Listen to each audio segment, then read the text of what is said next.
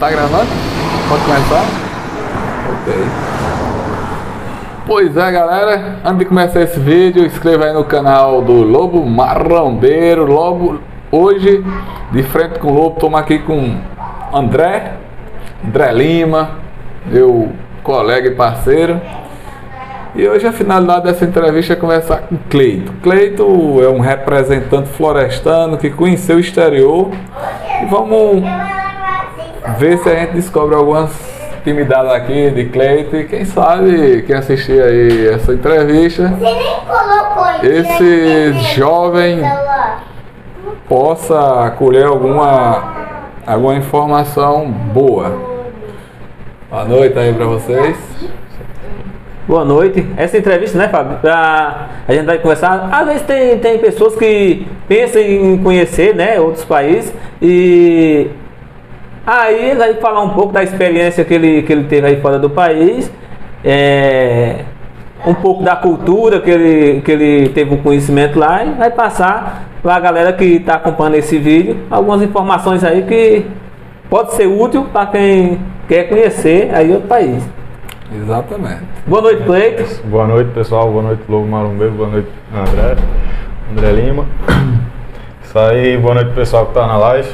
Você que tá aí, quer se inscrever no canal do Lobo Marombeiro aqui, se inscreva e já deixa logo esse like maroto aí pra gente. É isso aí, vamos começar essas perguntas pra ver se... Rápido.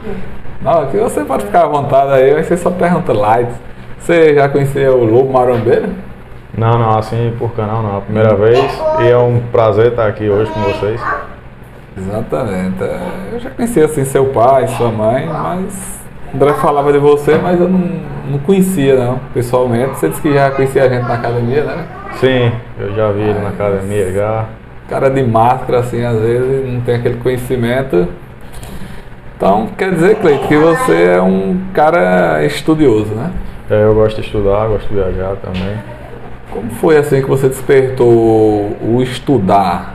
Começa assim, contar do início, assim, quando você descobriu a vocação por o estudo, né? A vocação por estudo. Na realidade foi minha família, né? Desde pequeno, moleque, que eles incentivaram a estudar e minha vida sempre foi essa. Estudando em casa, escola, 5 anos de idade já sabia ler e escrever, na base do cascudo, mas... sempre foi isso, meus pais sempre me incentivaram, eu também tive uma infância que foi um pouco corrida, um pouco sofrida e isso me ajudou a focar mais nos estudos. Como você fala assim, sofrida, você quer dizer o quê? É que a gente já passou muita coisa, né? Eu, desde quando nasci até meus quase 5 anos, fui sem terra junto com meus pais. Meus pais trabalhando de roça, eu ficava no pé deles, já viajando, já dormindo embaixo de lona, embaixo de mangueira, passando frio. E eu, graças a Deus, nunca passei fome, mas meus pais já, alguma vez já passou necessidade. E eu, lembrando disso, né, já tenho uma visão de dar alguma coisa melhor para eles mais na frente. No caso aí tem uma vocação a mais para entrar mais de cara mesmo nos estudos. Exatamente. Mas em quantos anos você assim caiu na real que você tinha que estudar? Mas desde criança, depois 5, eu comecei com 5 no colégio, só que aí no ensino médio foi ensino fundamental, da sexta em diante, sexta série em diante é que eu vi que realmente o estudo era o caminho assim que eu tinha que seguir para conseguir alguma coisa melhor na minha vida e poder ajudar os meus, né? Qual colégio que você estudava aqui em Floresta? Eu comecei estudando na Fortunata Ferraz. Escola municipal, né? Escola municipal. Escola pública. Até a 4ª série, depois estudei no Afonso Ferraz até a 8ª série, que é pública também. Pude estudar no Instituto Federal mais 2 anos, só que eu não me adaptei, então eu fui para EREM. E aí, mas sempre estudando escola pública mesmo. Certo, mas vamos aqui devagar para eu sempre digo nas minhas entrevistas, para não pular meu raciocínio. Mas vamos lá, na primeira série, como era a sua amizade com a turma, com os colegas? Na primeira série eu era tranquilo, ou seja, às vezes apanhava dos colegas, porque eu não brigava. Mas era tímido? Era tímido, muito tímido. E hoje, ainda é? E hoje eu sou, mas muito menos do que eu era antes, devido às vivências, né? Mas na primeira série, você fez amizade? Lembra de algum colega que você fez amizade? Sim, lembro. Mas essa amizade que você compartilhava na escola atrapalhava o seu raciocínio lógico para o estudo? Não, nunca deixei que os amigos me tirassem o foco do que eu realmente queria, né?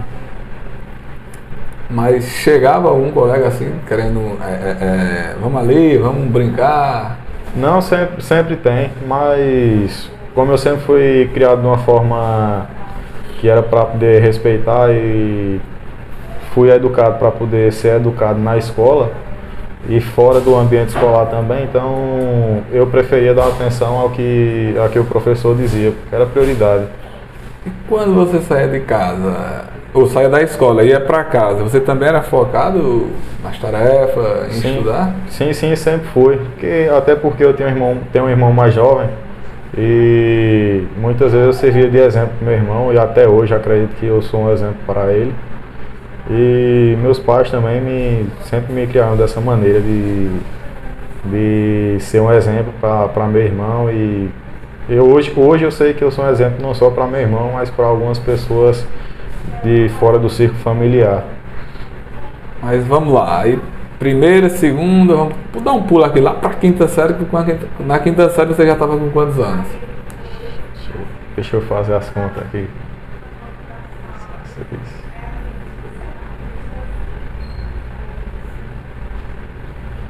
Eu estava com uns 9 anos, 10 anos. 10 anos. 10 anos você já estava ali começando a entrar na puberdade, já começava a olhar para as caboclas, hoje eu chamo as unicórnias. Por que unicórnio? Deixa eu explicar aqui. Unicórnio é um animal. É um animal que é difícil encontrar. Por isso que eu estou dizendo que hoje é difícil você encontrar uma mulher que queira alguma coisa com a gente. Alguma coisa séria. Alguma coisa séria. Mas vamos lá, vamos esquecer mulher aqui. Naquele tempo, você já começava a olhar para as colegas, batia aquela testosterona ali para elas ou não? Não, com 10 anos de idade era molecão ainda, crianção mesmo. Pensava nem nisso, né? Pensava nem nisso. Você é diferenciado, focado. Mas já na quinta série, você com essa idade, chegava ainda algum colega assim, ainda queria atrapalhar o teu foco? Não, muitas vezes já tentaram. Mas não conseguiram. Mas geralmente não conseguiam porque eu sei o que eu quero, né? Aquele negócio, o pessoal diz que a escola educa. A escola educa. Mas, no seu ponto de vista, a escola educa ou a educação já vai de casa? A primeira educação de uma pessoa vai partir da família, dentro de casa. A gente já entra numa escola com a educação que vem dos pais. Então, eu acredito que os pais têm um papel muito, muito importante na educação do seu filho, desde criança. Ou seja, muitas vezes eu vejo que os pais deixam as crianças, desde muito pequenas, fazerem o que querem, né, entre aspas. E isso faz com que, mais na frente, quando entra no colégio, a criança seja uma criança um pouco mais agitada, mais pirracenta, faz mais coisas que não devia fazer. E termina aí dificultando até mesmo os professores, né? Exato. E qual era a sua relação entre você e os seus professores? Não, eu tenho uma relação muito boa com meus professores. Todo aluno tem aquele momento de rebeldia, né? Mas eu sempre fui educado, até porque isso vinha de casa. Eu sempre busquei respeitar todo o pessoal mais velho, meus colegas de classe também. E eu sempre fui muito respeitador. Sempre aquilo, respeitar para ser respeitado. Exatamente. Desde criança eu tenho essa visão. Mas você sentia assim alguma diferença dos professores com você e o resto da turma, por você ser o mais digamos assim, mais avantajado na disciplina, mais focado? Ou não? Não, os professores sempre buscam levar a uniformidade para todo mundo, né? Certo que tem os alunos que você falou que às vezes tentam tirar o foco da aula, mas na realidade não. O Gá fez essa boca assim, ó. Eita, meu E Deus. o Gá fez aquela bocão e olhei. Rapaz, tem uma pessoa aqui para atrapalhar a entrevista agora. Não, mas Vai lá Theo com a vovó. não vai atrapalhar não. Ele vai dizer que cor é essa em inglês. Participação especial. Então, você que não é participação especial, que cor é essa em inglês? Sabe não. Ele correu. Que cor é essa em inglês? Sabe não, até esqueceu. Quer participar não. Certo, agora vamos dar um pulo aí. Você já com 16 anos, que já tá com a mente ali já mais Aí a evolução. Evoluída. já tá mais evoluída, já tá começando a olhar para as unicórnios. As unicórnios entrando aí novamente, mais uma vez. Mais uma vez. Porque já está comprovado e eu já conversei com várias pessoas que não conseguem progredir no estudo.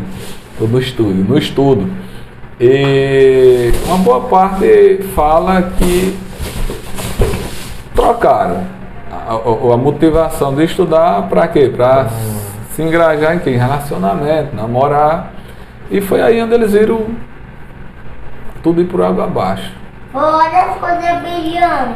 Aí, vamos lá. Você com 16 anos, lembra? Já que disseram Assim, com 16 anos a gente já tá com a testosterona já apurada. apurada, Sim. aí procurando namorada, só que é uma coisa que a gente pode conciliar, né? Um relacionamento. Só que a gente sempre tem que ter em mente o que a gente quer pro futuro. Tem muita gente que deixa a desejar nesse quesito, ou seja, tá estudando só que tira o foco do estudo para namorar. E a gente não pode fazer exatamente isso. A gente pode namorar, mas também tem que estudar. Eu sempre tive isso na mente. Eu tô aqui, vou ficar com uma menininha ali, outra ali. Eu sei, mas você fez isso e continuou focado. Isso, sempre gostei de estudar. Entendi.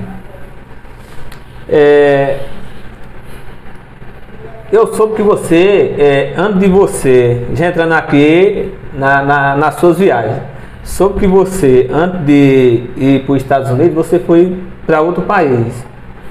Sim. Calma. Depois nós chega lá. Eu sei deixar de Mas cortar. isso aqui é rapidinho. Certo. Antes de ir para os Estados Unidos, você foi para outro país. Com que idade você foi para esse país? Eu tinha 17 anos e 17 anos e meio.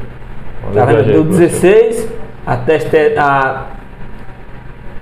testosterona, Testosterona. testosterona. Aí a todo vapor, mas o foco ele ainda continuava focado, né? Exatamente. Mas vamos lá. Então, tocou nesse assunto, então vamos logo dar um pulo aqui. Como foi que você chegou? Como foi assim toda essa transformação para você chegar aí para primeiro foi para onde? Para os Estados Unidos? Não, a primeira viagem para fora do Brasil eu fui para o Chile. Para o Chile. Mas como é que isso tudo para você dizer assim ir para o Chile? Como é isso? Quem é que bancou? Como foi tudo isso? Explica aí que eu não sei. Eu, como sempre, estudei em escola pública, né? Nesse tempo eu estudava na EREM, Capitão Esteval Vitor Carvalho, que é aqui em Floresta. E surgiu a oportunidade de intercâmbio. E a gente tinha que fazer 1 ano e meio de curso. Então eu me inscrevi no curso, fiz esse ano e meio de curso até chegar no período da viagem. Só que antes dessa viagem tem todo um processo, né? A gente vai, se inscreve no curso, faz a inscrição para uma prova. A gente faz essa prova para selecionar quem vai viajar e quem não. Então, através do governo é que eu consegui esse intercâmbio. No caso, esse intercâmbio é uma bolsa. Sim, foi uma bolsa, ou seja, foi tudo arcado pelo governo, custo de passaporte, custo de viagem para tirar passaporte, visto para viagem, tudo pelo governo de Pernambuco. Mas para você ser selecionado, como você falou, você passou por uma prova, mas nessa seleção você concorria a quantas pessoas? Por GRE eram 17 vagas. Aliás, para todo Pernambuco, se eu não estou enganado. Na GRE da gente, no tempo que eu fui, eram 17 vagas. Então você concorria todo o sertão de Itaparica, que, né, Exato. que é Belém. Não, Belém é. Belém, Tacaratu, Petrolândia, Carnalbeira Carnalbeira, Itacuruba. e Jatobá, né? Isso. Eu já acompanhei um trabalho da GRE e andei em todas, são 9 cidades. 9 por 17, então dá a impressão assim que 9 dividido por 17 são poucas vagas para a cidade. Sim. Mas Floresta foi quantas pessoas escolhidas daqui? Floresta foram 15 inscritos daqui. E quantos conseguiram? Daqui os 15 foram. Todos os Floresta. 15? Caramba. Só tivemos duas alunas que eram de Belém. Floresta tá bem, né? Foi bom o Parabéns aí negócio. pra galera aí de Floresta. Sim, aí agora vamos dar aquele pulão aí. Aí como foi? Tu foi para o Chile? Isso, fui pro Chile, passei 4 meses e meio, né? Mas suponho que fossem 6. Só que o governo fez o seguinte, eles me mandaram no final de julho e me trouxeram no começo de dezembro.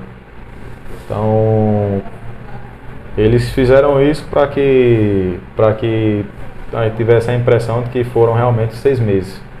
Mas antes de vocês irem para o Chile, teve uma preparação, teve que estudar um outro idioma, como foi que funcionou Sim, isso? eu fiz intercâmbio pelo espanhol. Então, como eu estava aprendendo a língua espanhola e eu fiz um curso, esse curso durou 1 ano e meio. Então, todas as fases, eu passei todas as fases de principiante, de ao básico, intermediário e o espanhol avançado já foi quando a gente vai fazer o intercâmbio, que a gente tem que aprender ali, vai para estudar e a gente aprende realmente espanhol dito e... O espanhol, ele é que nem o português, é só o espanhol ou tem...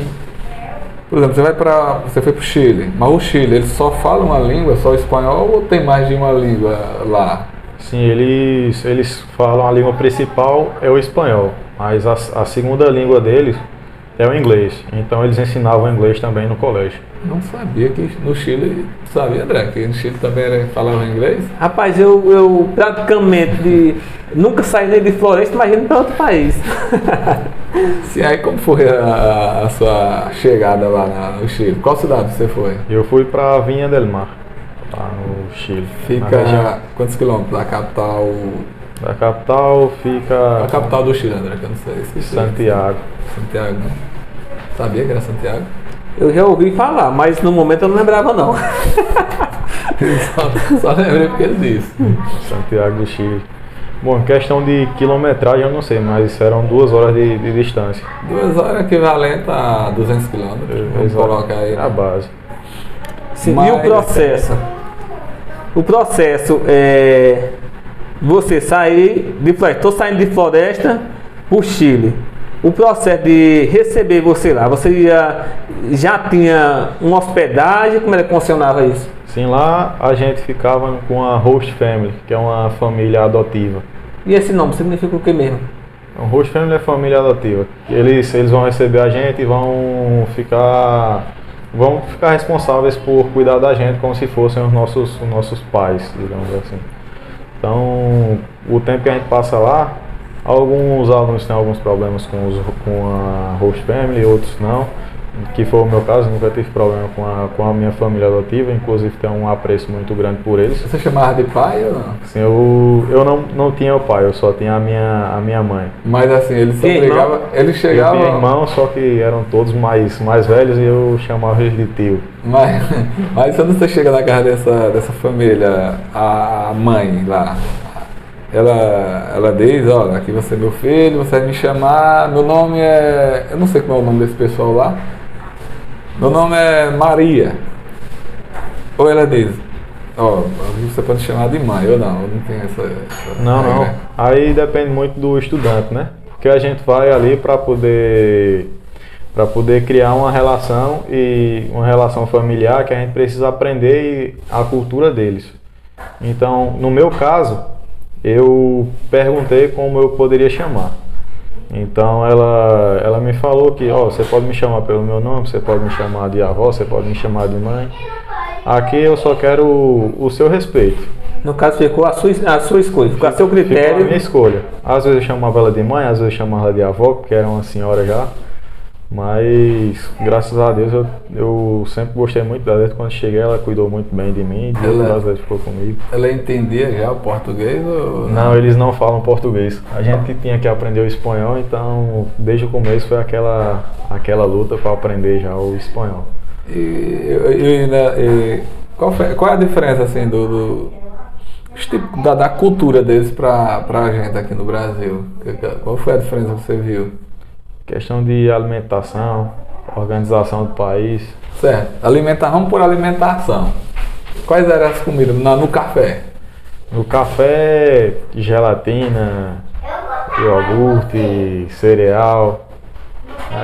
Nada de massa?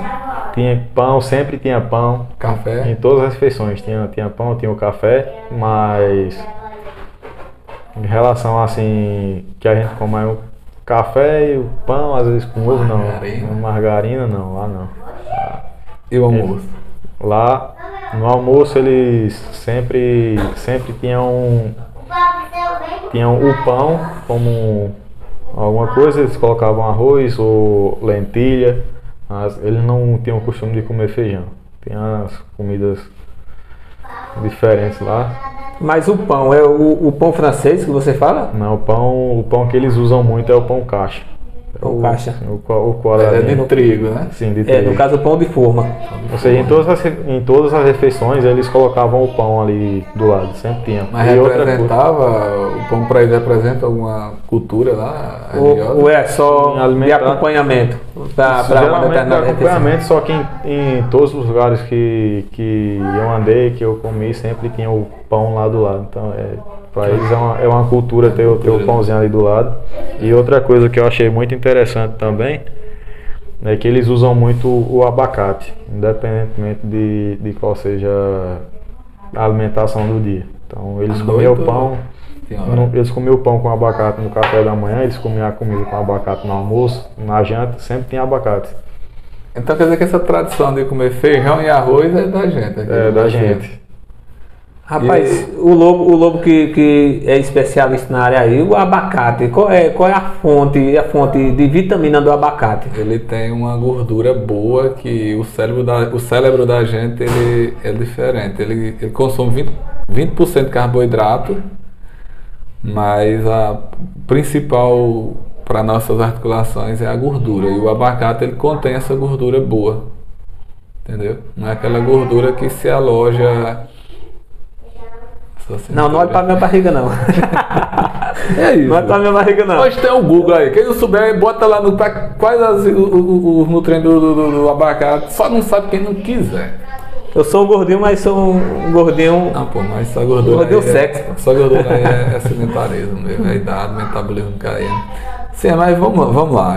A gente já viu que a cultura lá é diferente. É bastante diferente da cultura da gente, né? E lá você foi para estudar. Isso, para estudar. O quê? A língua espanhola, eu fui para aprender exatamente espanhol. O espanhol, né? E isso eu tenho como experiência própria que a gente pode aprender melhor o idioma convivendo com ele. Então essa convivência com o espanhol me ajudou bastante, né? Porque eu estudava num colégio de nativos, vivia com uma família nativa, então eu sempre estava tendo contato, tanto de ouvido quanto de fala.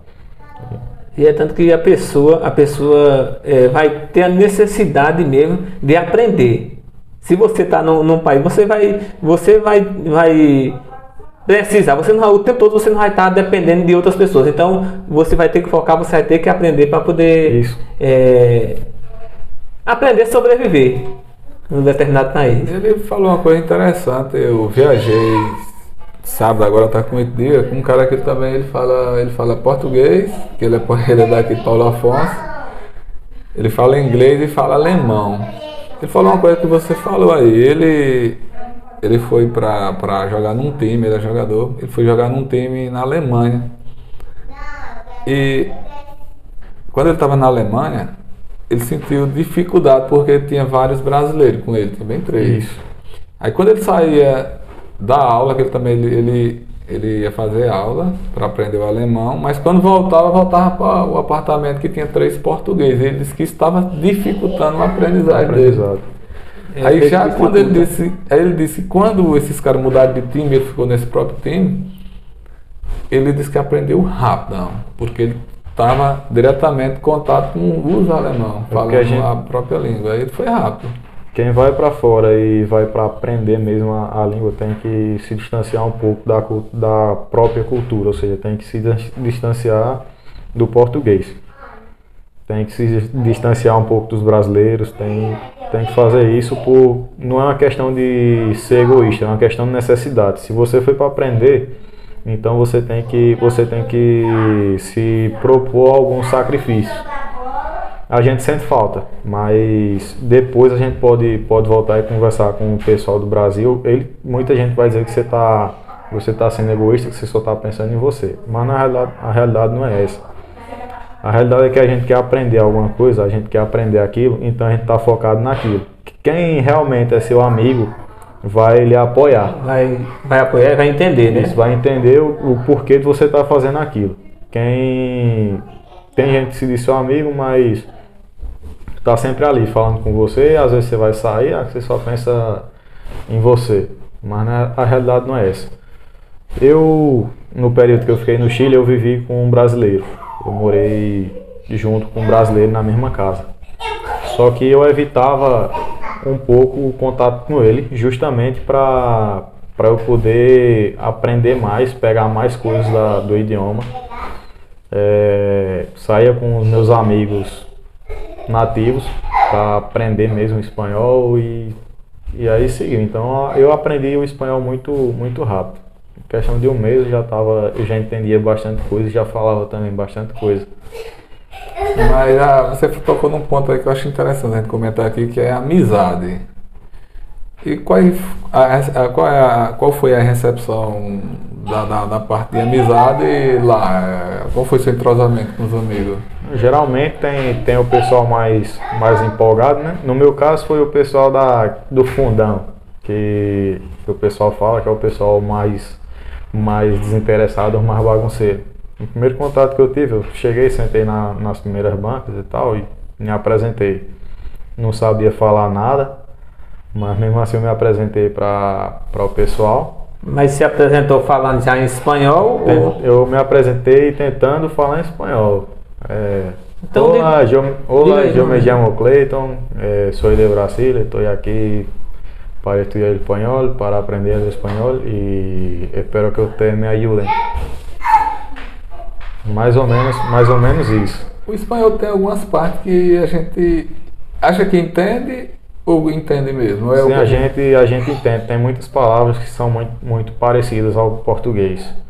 E devido a eu ser brasileiro, estar falando espanhol, é mais fácil de um brasileiro entender o que eu estou dizendo. Eu vejo quando a gente assiste alguma reportagem que tem outra língua falando no espanhol, eles falam muito rápido, né? Sim. Geralmente o pessoal nativo fala o espanhol muito rápido. Eu falo um pouco mais compassado para que o pessoal possa entender o que eu estou dizendo. E não é que eu fale mal, é que eu gosto que as pessoas me entendam já da primeira vez. Eu não gosto de repetir a mesma coisa. Para mim é um pouco chato. Outra coisa que eu observei também que essas viagens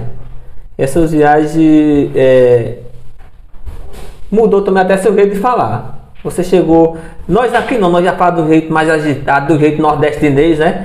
E você chegou falando mais calmo, falando mais tranquilo, aquele desespero como a gente tem aqui, você parece que afastou um pouco ele.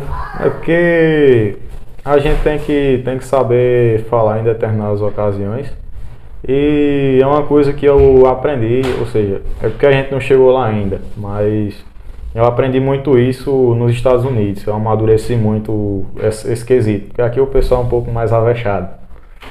Eu tinha muito isso antes, só que aí depois que eu viajei, eu aprendi que nem sempre a gente tem que ser assim tão rápido. A gente pode falar as coisas com mais calma, pode falar para que outra pessoa entenda e isso pode até ajudar no relacionamento em algumas coisas.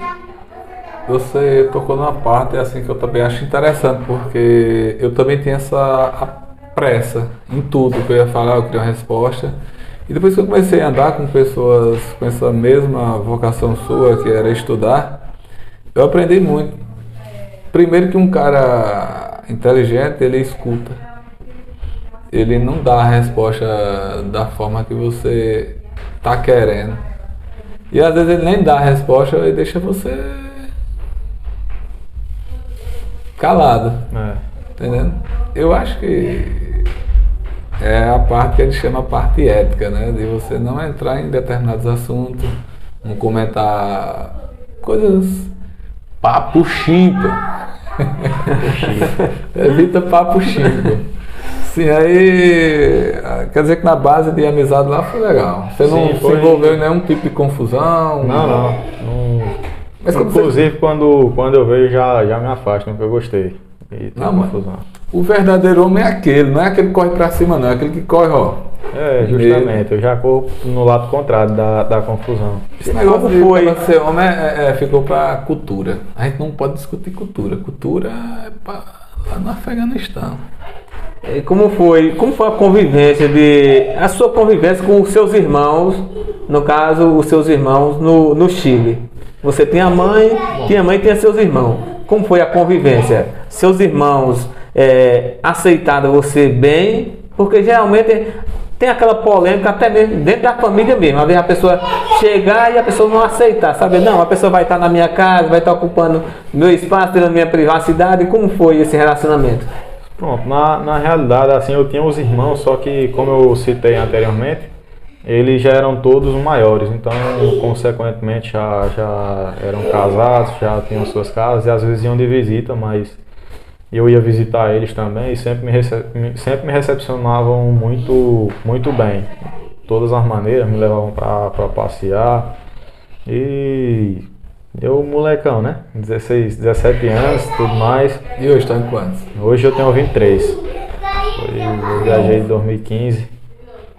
Eles são curiosos, eles procuram saber tudo da sua Sim, sua eles perguntam muito. Só que já no processo seletivo a gente envia uma carta para eles, a gente diz mais ou menos como é a família, questão de religião. Eles procuram saber para ver como é que vai ser a recepção da gente. Porque às vezes tem uma pessoa que é de uma religião diferente e tudo mais, e eles são cristãos, aí tem todo um processo de adaptação. E eles têm que poder lhe acolher ali naquele momento. E você teve o conhecimento a respeito da religião no país? Sim. Lá é predominante o catolicismo, como aqui no Brasil. O católico é o mais predominante. Nos domingos eu ia para a missa com a minha roxa, no caso com a minha mãe, né? E com outro brasileiro. E lá, você chegou a conhecer alguma unicórnio? Mulher namorada? No Chile tiveram aí pelo menos umas duas, né? Mas poder namorar lá? Poder se envolver com mulheres? Poder eles não aconselhavam, mas a gente na flor da idade aí, começando com a vida e para poder aprender alguma coisa, a pessoa acaba se envolvendo ou procurando também. Mas era escondido dessa família ou não? Não. A minha família, às vezes eu saía à noite e tudo mais, e a minha família sempre dizia, leve condoms, que é camisinha. Tá. Como é o nome? Condoms. Tu sabia disso? Se eu chegasse lá, eu não sei nem o que era que eu ia pedir. Se meu pai tivesse me dito, meu filho, as camisinhas, eu não tinha tido deixando de filho, não. Eu sempre obedeci meu pai, só que ele nunca soube. Deixa de fazer muitas coisas que o que o papai dizia eu lembrava. É desse jeito. Pois é, e passou 4 meses só, né? Isso, 4 meses e meio. E aprendeu um bocado de coisa. Isso, aprendi bastante. E só tenho a agradecer essa experiência que eu tive no Chile, porque para mim me abriu outras portas e uma foi poder viajar para os Estados Unidos. E ainda tem contato com essa família lá? Sim, tenho contato com minha mãe, contato com meu irmão, minha irmã. Então criou um laço, não foi? É, E se criou- quiser voltar, tá Criou, bem. criou um vínculo ali, né? Como é lá o capitalismo lá no Chile? A moeda de lá é mais barata que o real. Como você diz mais barato, vamos ver, para ver se eu entendo aqui. R$1 hoje não vale nada aqui no Brasil. Lá é o quê? Lá é peso chileno. É uma nota no valor de quanto? Uma nota, ou seja, vamos supor que a gente tem R$5 e o equivalente a essa nota de R$5 são 1.000 pesos. Aí, no Explica caso, aí. 1.000 pesos é como fosse R$5. 1.000 R$5 pesos é o equivalente a R$5 brasileiros. Vamos lá, vamos ver para ficar bem explicado aqui. Um quilo de arroz, aqui no Brasil é R$5 e lá é quanto? No tempo que eu fui, o quilo de arroz aqui era R$2. Lá era uns 800 pesos. Entendeu? Mas assim, você dava uma nota ou várias notas? Era uma nota só de 1.000 pesos. Ah, 1.000 pesos? 1.000, 2.000, 5.000, 10.000 pesos. 20.000 pesos era a nota mais alta. Então R$1 lá é bem valorizado, né? Isso. Quem tiver a nota de R$10 lá, se for trocar Assim, lá. entre aspas, né? Porque depende do poder de compra. Aqui o real está um pouco mais valorizado que lá. Então com R$10 a gente tem 2.000 pesos. 2.000 pesos a gente consegue comprar uma besteirinha ali para comer. E a cidade que você estava lá é parecida com Floresta ou já é mais desenvolvida? Não, lá era muito desenvolvido. Lá era uma cidade grande já, que chama Vinha del Mar, inclusive é uma das cidades mais turísticas lá do Chile. chegou a passear bastante. Eu viajei um pouco ainda, eu estava na 5ª região do Chile, eu viajei até a 8ª. Então eu passei por Santiago, passei por Concepción, passei por Chillán. São todos cidades turísticas, né? Você falou que sai à noite. Aqui à noite, a cultura daqui da gente à noite agora virou tradicional, né? Por exemplo, ali em Floresta Hotel tem voz e violão, nos bares também tem. Lá tem isso também? Lá tem, Música mas ao não é vivo. tão comum quanto aqui. Lá eram muito comuns as discotecas, que eram, por exemplo, como as boates aí. Antigamente tinha as baladas no Grêmio e era basicamente a mesma coisa, né? O DJ lá em cima tocando e o pessoal lá embaixo fazendo a festa. No caso, no meio da rua, não Isso tem. num ambiente fechado, no meio da rua não. É muito difícil. Aqui em Pernambuco, acho que no Brasil todo, que eu dei umas viajadas aí para São Paulo, Rio de Janeiro. Lá, aqui, Sempre tem aquele sonzinho ao vivo, né? todo lugar que você No chegava, todo lugar, até nas barracas na beira da praia lá em Copacabana tinha. boteco. Sonzinho ao Voz vivo. e violão, banda mesmo, aquela banda mais acústica, né? Quando você- Sim. Aqui no Brasil a pessoa dá uma viajada e sempre vê. E som de pasta sempre tem. Sempre tem. O pessoal curte muito música e sempre tem. Aquela carência da galera ter pra onde ir, né? Ficar em casa virou. Eu ia falar uma palavra difícil aqui, pra não errar, não vou dizer não. Sim, aí você voltou pro Brasil. E continuei estudando. Como foi de novo pra você ir para os Estados Unidos? Pronto, aí o que é que acontece? Cheguei do Chile, no finalzinho de 2015 e terminei o ensino médio em 2016. Terminei o ensino médio e tudo mais. E já em 2017 em 2016 para 2017 eu fiz a prova do IF, para o curso técnico de agropecuária. Então nessa prova eu fui aprovado em segundo lugar e comecei a fazer o curso técnico e teve um amigo meu que perguntou se ele viu que eu tinha ido para o Chile já uma vez e perguntou se eu ia fazer o processo seletivo da Amazon, que era a empresa que me levou para os Estados Unidos. Então eu não tinha conhecimento, mas ele me apresentou a ideia. Eu disse, não, vamos ver, vamos fazer o teste, se eu passar eu vou. E no final de 2017 a gente fez esse processo seletivo. E aí você já viu mais uma possibilidade de adquirir mais conhecimento. Exatamente. Mas ainda continuava sem unicórnio. Eu já namorava. Já estava apaixonado? Já tava namorando já. Era isso que eu queria saber. Como foi que entrou as unicórnios na vida desse homem? Quando eu cheguei do Chile, acho que 1 mês e meio, 2 meses, já comecei a namorar. Mas já foi um namoro assim fixo? Foi namoro mesmo. Já ia pra casa dela? Sim, ia pra casa dela, hein? Mas em nenhum momento tirou o seu foco? Ela sempre... Não, porque ela sempre foi estudiosa ela também. também era da mesma... Ela também era focada, que nem você. Ela sempre foi estudiosa e eu sempre incentivei ela... Ou seja, eu estudando por um lado, ela pelo outro, e aí a gente foi nesse mesmo caminho. Eu sei, no caso ali ela serviu mais como uma base de você alavancar, não de você regredir. Sim. Aí você fez a seleção de novo e passou de novo. Passei na seleção. Foi o mesmo processo de ir para o Chile, seletiva? Na seletiva, a gente primeiro fez uma pequena entrevista no IF daqui.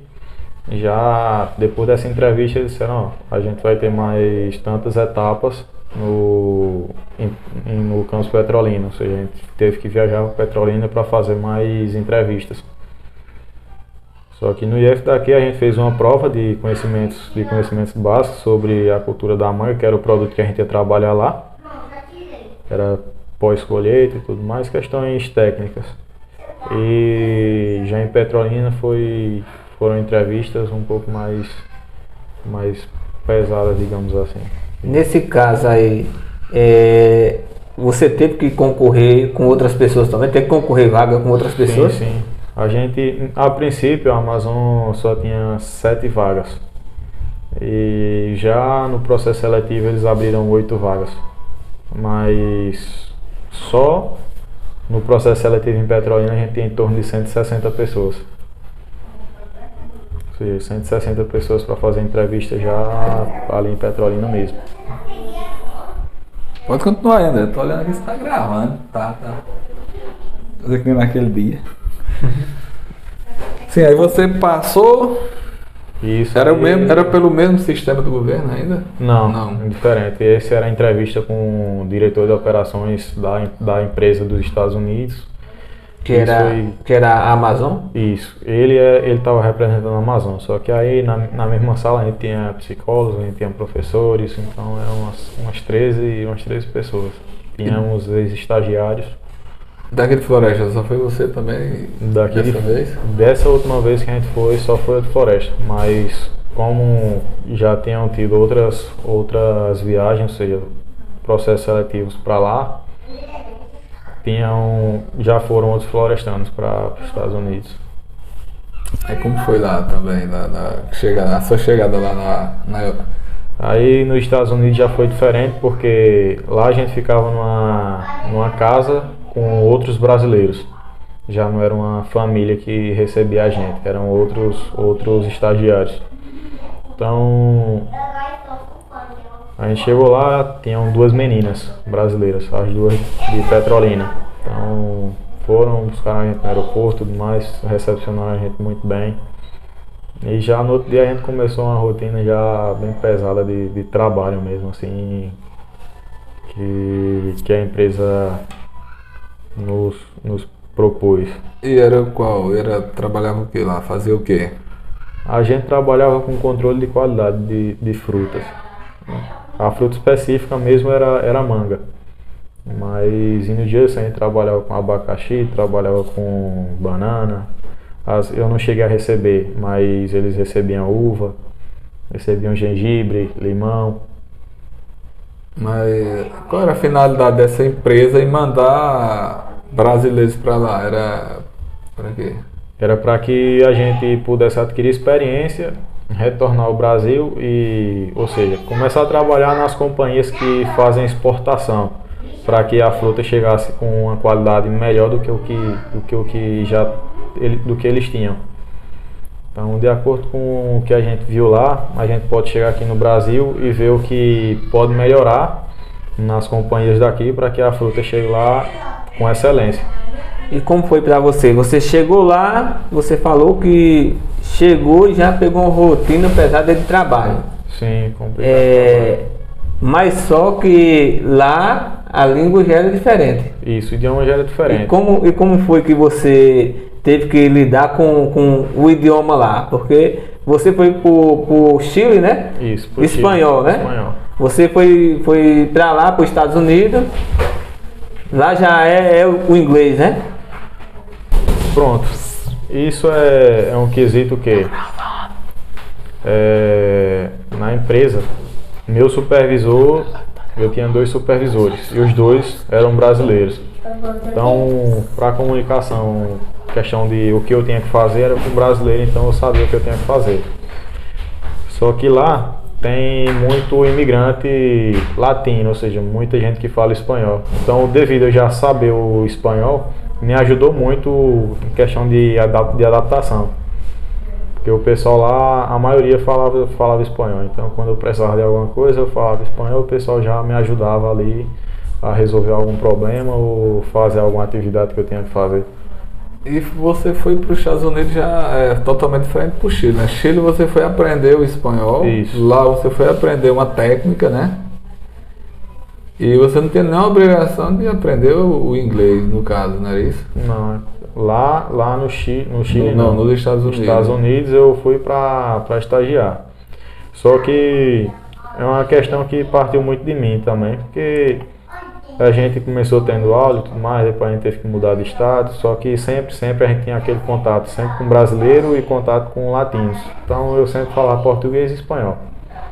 E aí eu me acomodei um pouco com o inglês. Não é que eu não saiba nada, mas eu consigo chegar no país, eu consigo desenrolar, eu consigo pedir informação. Inglês? Sim, inglês. Qual era a cidade que tu estava lá? Primeiramente eu fiquei em Devonport Township, que é em New Jersey.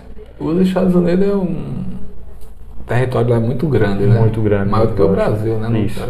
Maria. Imagina aí, André. Brasil, o cara só atravessar a Bahia é um dia. Imagina os Estados Unidos. É perto do Chile onde tu tava, não, né? Não. Não. Eu quero saber dele o seguinte, rapaz, eu mesmo tenho medo de voar esquisito. Eu quero saber dele como foi a experiência dele. Eu sei que a experiência foi quando ele foi pro Chile, né? Foi a primeira experiência de voo que você teve. Sim. Mas foi mais distante. Eu quero saber da experiência que você teve de voo e a distância. Qual foi a viagem mais longa? Foi pro Chile ou foi para os Estados Unidos? A viagem mais longa foi para os Estados Unidos. E sua experiência? Não, eu sempre fui tranquilo. Só tem uma coisa que às vezes incomoda um pouco, que é questão do oxigênio no ar. Às vezes tem a pressão que o ouvido da pessoa tapa. Aí tem umas técnicas para a gente fazer ele voltar ao normal. E também o meu nariz começava a arder. Eu não sei se isso acontece com todo mundo, mas devido à altura e ao oxigênio, o nariz da pessoa arde um pouco, fica um pouco ressecado. Mas em questão de voo mesmo, é como se a gente estivesse andando de ônibus. A gente está andando no ônibus ali e tudo mais, e quando eles dizem turbulência é quando a gente passa num buraco, por exemplo. Passou no buraco ali, ele dá uma balançadinha e já segue normal. Interessante, eu nunca andei de avião, não. O que será que causa essa turbulência? Será que é algum quebra-mola que o avião passa? Eu acho que pra tudo, acho que tudo que Isso acontece tem alguma coisa. acontece muito quando eles passam entre as nuvens. Quebra-mola é a nuvem. Ei, será que o oxigênio, no caso do oxigênio que a pessoa respira no avião, deve ser um oxigênio produzido no avião, né? Não é um Isso. oxigênio. Porque devido à altitude que a gente está, a gente não consegue ter a produção máxima de oxigênio que a gente tem estando na superfície terrestre. No ar é diferente. Então o avião, ele produz um oxigênio deles mesmo, que tem a troca da gente. Tanto que às vezes a gente fica parecendo que tá cheio de gás, e às vezes muita gente tem dificuldade até para respirar. E se for no banheiro também vai ter uma dificuldade também, né? Porque Isso. atrapalha as coisas. É verdade. Sim, aí voltando lá para os Estados Unidos, passou quanto tempo lá ainda? Estados Unidos eu passei quase exatamente 2 anos. Eu saí daqui no dia 24, cheguei lá dia 24 à noite. E eu saí de lá no dia 22, dia 21, 22 e cheguei aqui no dia 23.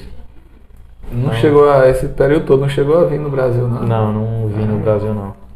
Quantas horas de viagem do Brasil aos Estados Unidos, ao primeiro lugar que você ficou, né? O primeiro lugar que você ficou foi Orlando, eu cheguei em Orlando, Orlando, né? Ou seja, o voo de conexão Brasil-Estados Unidos, no primeiro voo foram 8 horas e meia de viagem, direto. Que foi de Recife até Orlando, na Flórida. Então de Orlando a gente pegou outro voo, foram mais 3 horas até New Jersey. Quanto é o preço de uma passagem do Brasil para os Estados Unidos? Depende muito da classe que você vai, depende muito do período que você vai, mas varia muito, entre 2.600 até 15 mil, dependendo do tipo de voo que a gente quiser. Tô pensando se teve uma promoção, não vou dizer a ninguém. Vou passar não sei nem se eu volto, vou pisar. Quer saber de conhecer? Não, eu quero ser invisível. Aí, sim, aí esse aprendizagem lá, tu aprendeu mesmo lá, o que tu foi fazer? Sim, eu aprendi. O que eu fui suposto de fazer lá, eu aprendi. Ou seja, de princípio era muito devagar, porque é o primeiro trabalho, né? Então eu tentava fazer as coisas o mais perfeito que eu pudesse. Só que aí lá eles prezam muito a rapidez. E com o tempo eu fui pegando isso, de fazer as coisas mais rápido, de trabalhar mais rápido, falar com o pessoal de uma forma tranquila que eles pudessem entender. Porque já aconteceu também de eu falar um pouco rápido e o pessoal me interpretar um pouco mal. E aí foi onde eu peguei muito a questão que o senhor citou, né? De falar de uma forma mais tranquila, mas um pouco mais diferente, menos agoniado, que nem a gente fala aqui. Porque até o jeito de falar, a fala representa, né? Se você fala aquele jeito meio arrogante, já passa que você tá com raiva, né? Se você fala mais calmo, você quer passar uma tranquilidade ali. Então é mais interessante esse jeito tranquilo aí de falar. Mas quando chega um brasileiro lá nos Estados Unidos, ele é bem recebido? No teu caso? Na realidade o pessoal de lá não é muito de chega um brasileiro. Tipo, eles gostam do brasileiro quando vai de férias, mas para poder morar assim é um pouco mais complicado. Não é um pessoal tão receptivo quanto o pessoal chileno. Eles têm essa cultura, eles são muito fechados. Eu morei lá há muito tempo, só que para poder fazer amizade lá é bem complicado mesmo. Com um americano é um pouco complicado se fazer amizade. Eles já são mais capitalistas, né? Eles já dão mais valor a quem tem mais, né? Muito parecido com quem mora em capital, né? Sim. Aqui a gente do interior, a gente tende a conversar mais com as pessoas, a gente tende a fazer uma amizade mais fácil, só que lá não. Lá eles são concentrados na vida deles mesmo. Lá o pessoal que trabalha para si ali, chega em casa, fica em casa. Quando vai sair é fechado, sai com alguns amigos que já tenham do ensino, ou seja, da high school. Da convivência deles ali. Isso, da convivência deles. Não é como a gente aqui, que a gente tem uma facilidade muito grande de fazer amizade. Porque o brasileiro, rapaz, o brasileiro é acolhedor, né? Brasileiro, já tá dizendo, Brasil é Brasil, o Brasil é acolhedor demais. Pra você ter ideia, eu passei 10 meses na Califórnia e eu morava num condomínio fechado, ou seja, tinha uns apartamentos, a gente tem a liberdade de sair e tal. Às vezes eu saía pra piscina, só que aí tinha um pessoal, mas o pessoal nunca chegou pra interagir, puxar uma conversa. Geralmente era o pessoal latino que fazia isso. Ou seja, o pessoal de fala espanhola, eles chegavam, falavam com a gente ali, ficavam naquela, brincavam. E por aí, mas o americano em si, ele é muito fechado, ele é muito na dele. Mas você conseguiu aprender o inglês? Aprender assim ao pé da letra, para eu lhe dizer, eu sou fluente, eu não sou fluente não. Até porque tu foi pra lá não pra estudar Não exatamente para inglês. estudar inglês. Eu poderia ter feito, mas E o como que eu falei, foi que fez você? como eu falei, na realidade foi um pouco de falta de interesse, né? Porque eu trabalhava o dia todo. Aí chegava em casa, chegava já com aquela moleza, né? Mas você ganhava por esse Sim, trabalho a gente lá? ganhava, também? a gente recebia por hora, assim. Era como trabalhador mesmo ou como se era um custo dessa empresa que lhe proporcionou tudo isso? Como a gente foi como um treinamento, era um pouco mais baixo do que o regular. Sei. Mas eles davam a casa pra gente, cediam o carro, a gente não pagava gasolina e por aí. Claro. E aí, André, tem mais alguma pergunta? Rapaz, tomar o tempo do homem. Eu não sei como é que diz. Eu vou ver aqui se eu consigo descobrir. Você lá morou, como é que diz? Estado, cidades, como é? Estado, né? É porque Em eu quantos morava estados nas você morou? cidades, né? Eu morei em 3 estados. Eu morei em New Jersey, ao princípio eu passei 4 meses. Depois eles solicitaram para a gente ir para a Califórnia, porque tinha uma demanda maior de trabalho. Então a gente foi mudado para a Califórnia. Eu morei em Los Angeles, Califórnia. De lá a gente voltou para New Jersey, ou seja, eu e uma amiga minha, a gente voltou para New Jersey. Aí passou mais um período em New Jersey e de New Jersey a gente foi pro Texas. No Texas eu passei 4 meses. Deixa eu lá buscar. Então quer dizer que essa empresa é muito rica, né? Sim, ela tem vários estados. Teve um que eu não passei, mas tem também sede da empresa na Amazônia, ou seja, no Arizona, que é outro estado que faz fronteira com o México. Tô chegando. Antes a gente recebia fruta. Antes a gente recebia fruta em Miami também. Tem esse balão. Em termo da mão de obra, é mais valorizado do que o Brasil, a mão de obra? Sim, a mão de obra particular, digamos assim, é muito valorizada. É muito caro. Exemplo, eu vou citar aqui uma oficina. Muitas vezes eles têm um problema no carro, eles preferem comprar outro carro a ajeitar o que eles tinham antes, porque sai muito caro. Eu sei.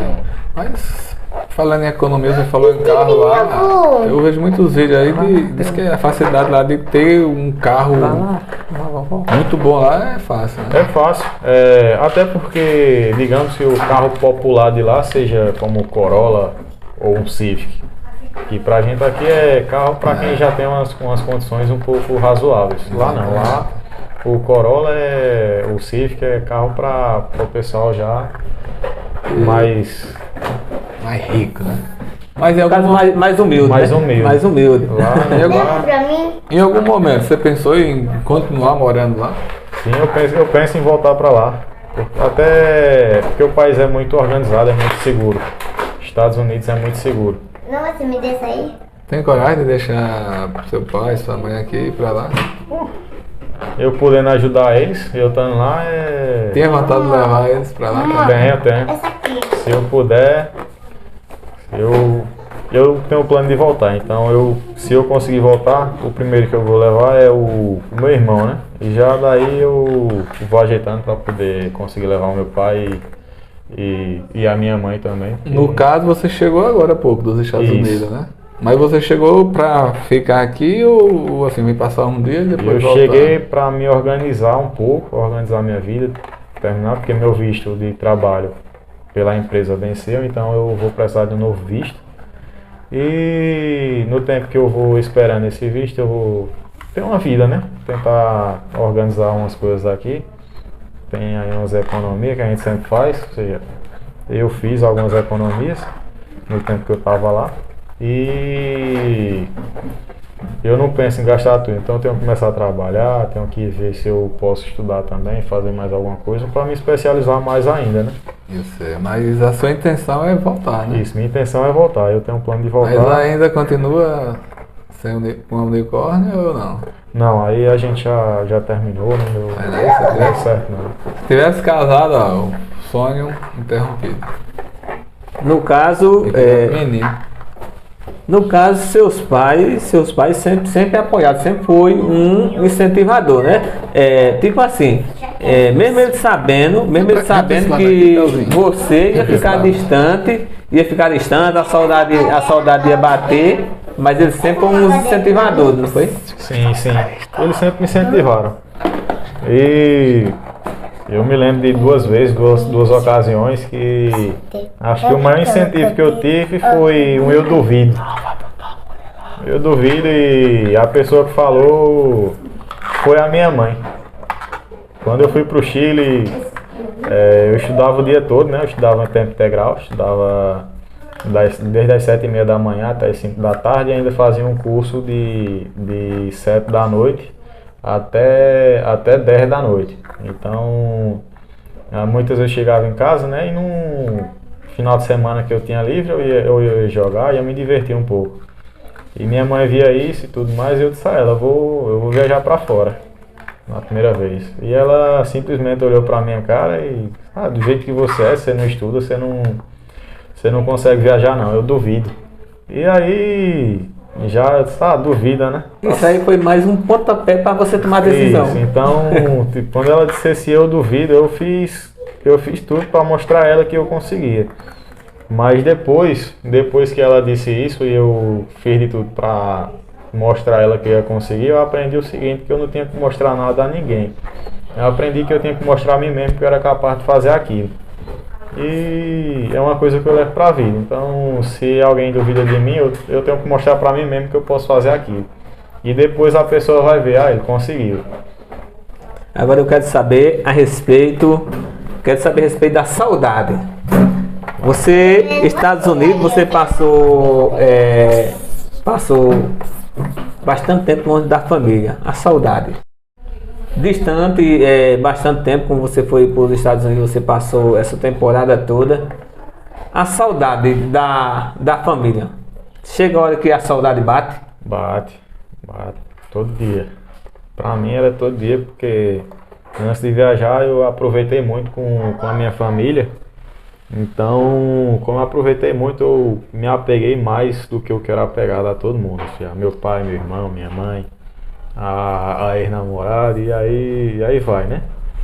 Mas o primeiro mês foi o pico, porque eu estava trabalhando muito, coisa que eu não tinha costume, eu sempre fui de estudar. Então, cheguei lá, mudança de rotina total, idioma, pessoas com que lidar. Então, quando completou um mês, foi o mais pesado assim. Tem aquele ditado dizendo que homem não chora, né? Mas que completou um mês, eu liguei para meu pai e aí eu não aguentei não. Comecei a chorar com ele e tudo mais. E foi onde ele me disse pare, respire, fique tranquilo. Deixa eu lhe dizer uma coisa. Você já está aí, você fez de tudo para viajar, você já está aí, então tente aproveitar esse período de 2 anos. Você ainda tem muita coisa para aprender aí, você tem muita coisa para ver ainda, muita coisa vai mudar. Então foco, você já foi, passe o período que você tem que passar e a gente vai estar aqui ainda. Não se preocupe com a gente não, a gente vai estar fazendo de tudo para ficar bem e é isso. Você tem que cuidar no seu futuro, você tem que ver por você. A gente já é grande, a gente sabe se cuidar. Você está aí para aprender, então aprenda. Pode sugar o máximo que você puder de conhecimento e você volta pra gente e aí a gente mata a saudade de novo. Você é daqueles filhos que, conseguindo algo na vida, você quer o melhor para seus pais? Com certeza. Sempre, tudo que você faz, sempre bota eles no meio de seus pensamentos positivos.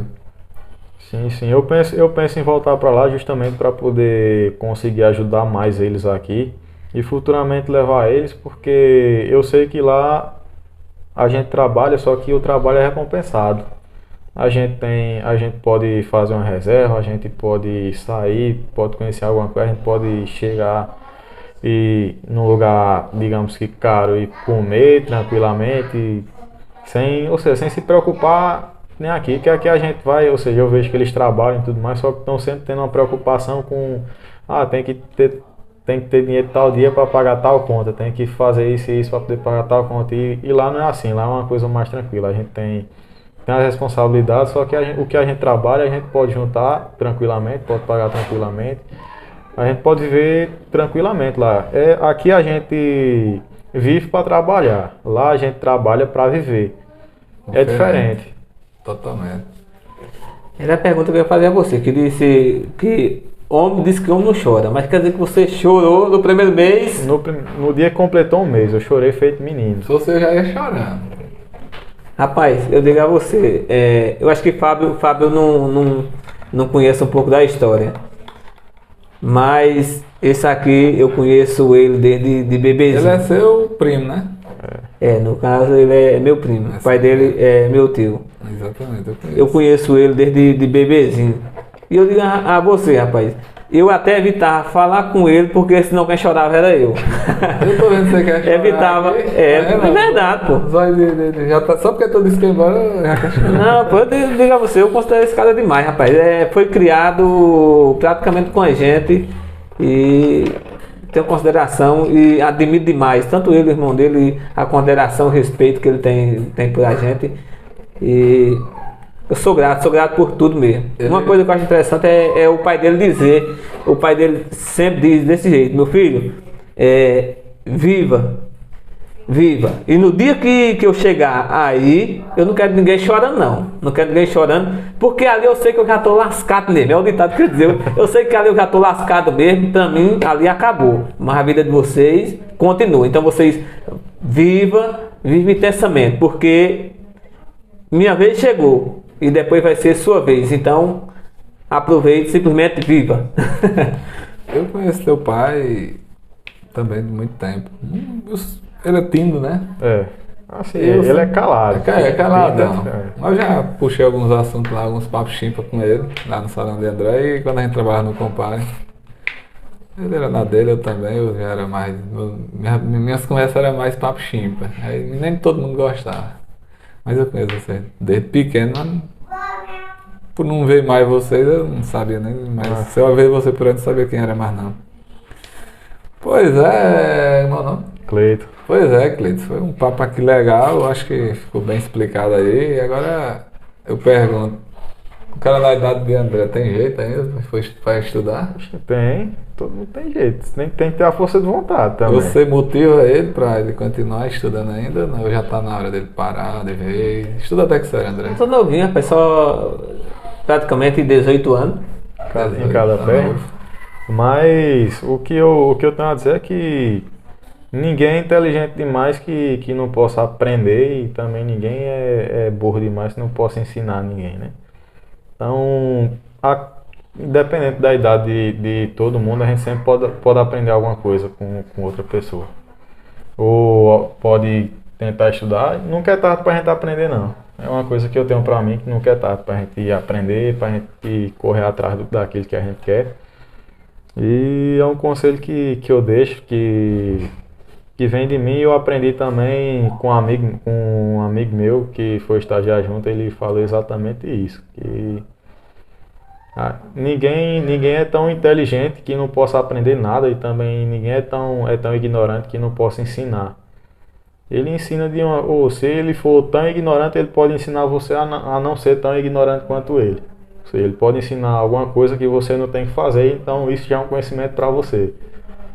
E quem é muito inteligente pode ser arrogante, então essa arrogância você pode levar como uma coisa que você não deve fazer.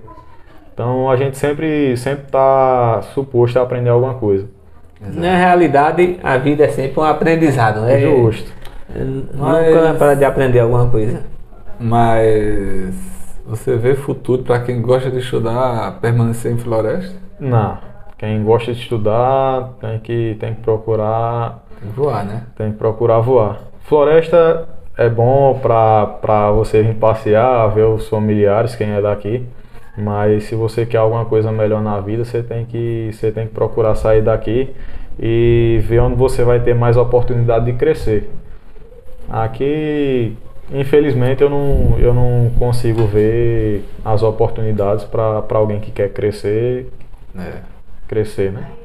Pois tá bom, Cleito. Eu agradeço assim pela sua boa vontade, sua iniciativa, ter tido a coragem de ficar de frente com o Lobo. E André Lima, um cara também muito inteligente, né? Você sabe que o cara é um. Inteligente não, rapaz, muito tímido. Você sabe que ele é um cara que ele faz acontecer. Pra quem não conhece o André, ele é cabeleireiro. Ele sabe ajeitar algumas coisas que a gente pensa que não tem mais jeito. O cara inventa. É um cara tecnológico. Mas é um cara humilde, né? O cara é locutor, tem um programa. Aí, música é cantor, é músico. Músico também, é cantor, dono de banda, empresário. Programa Músico da Terra. Inclusive o programa Músico da Terra já é amanhã, viu, gente? E quem vai? Todo mundo ligadinho aí na TV Floresta, amanhã a partir das 7h30.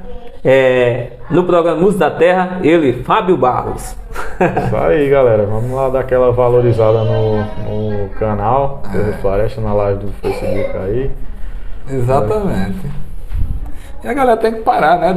De dar só hype a galera que ele não conhece, né? O pessoal lá de São Paulo. Paulo. Tá falando que quer ir também pra casa. Já quer ir embora, Théo? Não terminou? Não, é menina. Que história. Vai lá com a sua avó, que nós estamos terminando aqui. Pois é, Cleito. Aproveita aí, deixa as considerações finais e deixa aquela motivação aí pra essa galera aí que tá desmotivada aí. O que você tem pra falar pra esse povo? Realmente, pessoal que anda desmotivado aí, uma coisa que eu tenho pra dizer é que você tem que acreditar no seu potencial e correr atrás do seu sonho, porque é isso que vai manter para seguir em frente. Isso vai lhe ajudar muito a seguir em frente e conseguir o que você quer. Você lutar ali pode ser difícil, você vai achar difícil e realmente se a vida fosse fácil a gente não nascia chorando, né? Mas a gente tem que buscar aquilo que a gente quer para a nossa vida, tem que buscar as coisas melhores. Se a gente quer ser melhor, a gente vai ter que correr atrás disso. Se a gente quer ser melhor para ajudar alguém, então a gente vai buscar ser melhor para ajudar alguém. E então, sempre fazer isso que você tem em mente, sempre correr atrás dos seus objetivos e confiar em você mesmo, que é isso que vai dizer até onde você vai chegar. E você, André, como um cara autônomo que faz acontecer com o seu problema, qual a motivação que você deixa para essa galera, já que já não é mais de estudo? O que você tem para dizer aí para a galera que tá vendo aí? Você quer pouco, só 50 pessoas que vê nós. Rapaz, o que eu tenho que deixar aí pra galera, como você já falou, foco, determinação, fé em Deus e buscar superar seus objetivos. Quando alguém falar você não consegue, não leve em conta isso, porque você consegue e isso vai depender de você, né? Vai depender de você, depende de cada um de nós conseguir e buscar os nossos objetivos. Então, foco sempre e fé em Deus. Pois é, galera, valeu. E foi isso. Eu tenho que agradecer aos dois aí e desejar boa sorte aí para eles e para todos nós. É o que a gente precisa, é ter sorte e força nós temos. Agora eu quero saber de uma coisa. Eu queria que ele falasse uma boa noite pra galera aí, falasse alguma coisa em inglês aí, finalizar aqui o programa em inglês ou espanhol, escolha aí alguma coisa aí. Em inglês eu vou dizer pro pessoal, bye bye. E você? Bueno, que tengan muy buenas noches y que puedan descansar y todo. Y ayúdennos por favor, principalmente el lobo marombero. Hay que ayudarlo ahí con los likes, con todo. Aí andamos. Depois você manda a tradução pra nós. Terminou o programa em inglês? Já terminou, foi. Bye, bye. Oi. Eu vou terminar em japonês. Arigaton. Não sei nem o que eu disse. Bye bye, I love America. A única coisa que eu aprendi em inglês foi My name is Fábio.